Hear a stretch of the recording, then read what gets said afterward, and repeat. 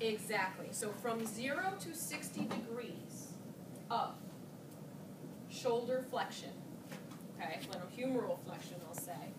So 0 to 60, if this is 0, somewhere around here-ish, okay, I'm going to feel the scapula innervate. Okay, I should feel it innervate.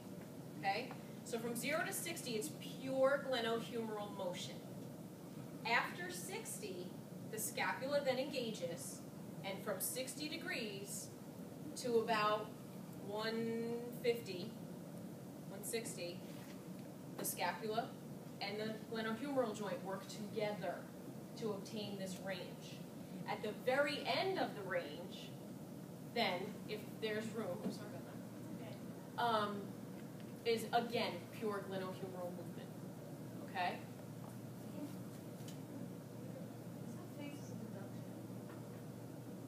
Of adduction? Yes, it is in there. It is in there. I'm telling you the clear-cut way of what you need to know. It's definitely in there, and it's explained in those charts. It might be a little hard to follow.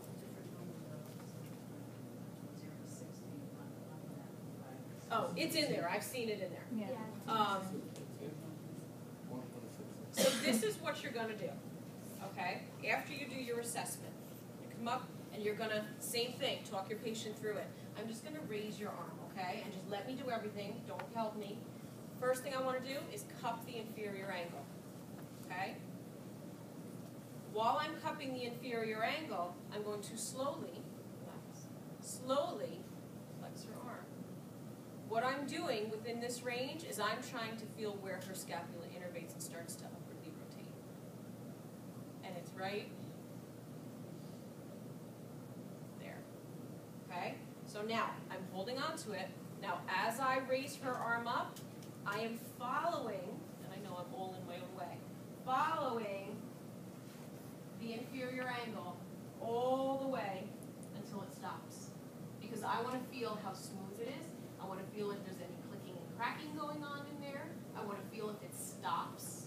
I want to feel if there's not fluid motion between the scapula and the glenohumeral joint. Okay? So this is what I want you to practice is to cup the inferior angle and lift and slide with it. Okay?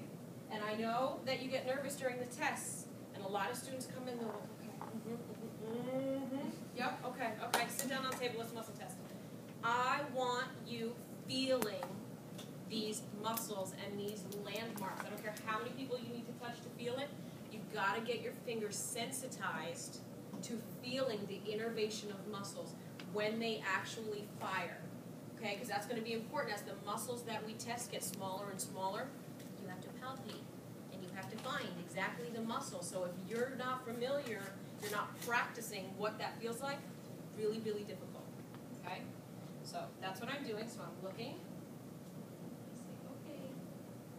That's actually very smooth. Make sure it comes down the same way.